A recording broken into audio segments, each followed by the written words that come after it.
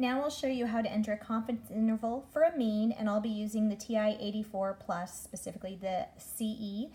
I took this particular problem from my video titled 7.2 Part 2 CI to stand for confidence interval for a mean, and the problem is found at timestamp 1 minute and 51 seconds.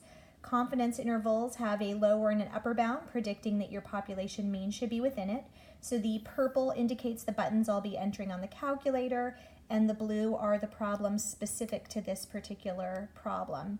So I'm going to start off with 20 minus 2.575.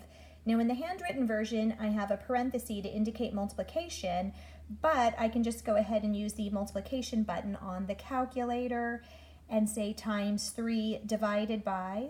Don't forget that this square root button is in blue, so I need to hit the blue or the second button, and then x squared to get the square root function. I'll type the 52 in, and I don't even need to worry about getting out of the square root. I can just go ahead and hit enter, and I get the lower bound of 18.92, etc.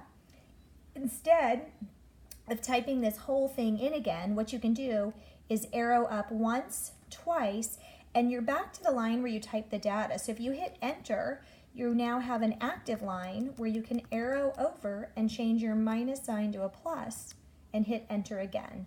So again, you just arrow up twice and then you can move around.